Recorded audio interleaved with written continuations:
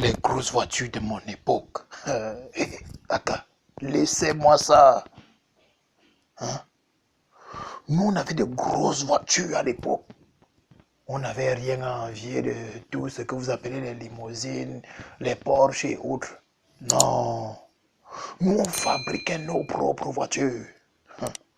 On était tous véhiculés. Hein? Que ce soit le bambou, le bois, l'aluminium, la matière importait peu. Hein? Mais pour nous, l'essentiel était qu'on était véhiculés. Les grosses voitures de mon époque. Hein? On était tous des ingénieurs. Hein? Il y avait des spécialistes en bambou, des spécialistes en bois, des spécialistes en aluminium, des spécialistes en bois de lait de toilette. Et bien encore, les spécialistes en bois de sardines.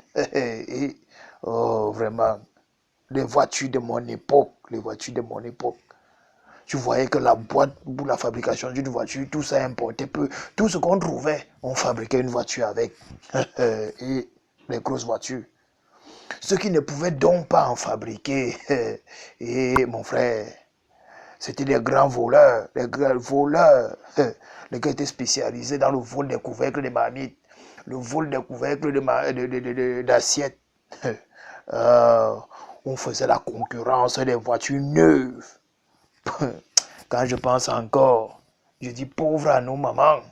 Parce que lorsqu'elle achetait une assiette, elle n'avait que 2 jours pour profiter de cette assiette.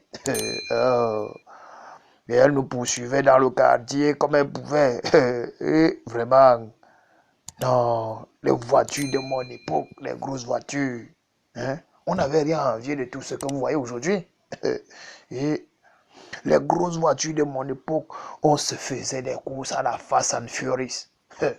Il y a même des moments où je me dis que peut-être ces gens-là, ils ont copié ce que nous on faisait.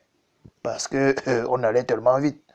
On avait des grandes marques de voitures, les couvercles de marmite, les cerceaux, les pneus de roues de voiture ou de roues de moto, les bois de sardines. Tout ça, gars, on s'en foutait. La qualité nous importait peu. Mais on avait des grosses voitures. Et on allait vite, très vite. Et parfois même, les papas au quartier, là, nos grands frères nous chassaient parce qu'on ronronnait tellement trop, le bruit de nos bouches, ça allait à des kilomètres, hein. On allait tellement trop vite, et les bruits ronronnent dans tout le quartier. Et quand on avait des accidents, vous voyez, quand vous avez un accident aujourd'hui, vous laissez votre voiture sur place, mais nous on portait pour nous, on rentrait à la maison avec les voitures, nos grosses voitures à l'époque.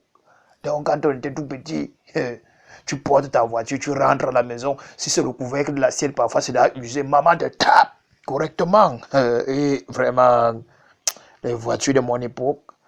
Et parfois, lors de ces accidents, ce qui était donc bizarre, c'est que lorsqu'on faisait parfois des accidents, on avait des grosses blessures. On avait des grosses blessures. Parfois, tu tombes comme ça, ta voiture n'a rien. Mais tu es écorché partout. Et encore, tu arrives encore à la maison, on te bastonne encore, mais dessus parce que tu as volé le couvercle de l'assiette. Hein? Oh, les grosses voitures de mon époque. L'idéal alors était lorsque nos voitures avaient des collisions.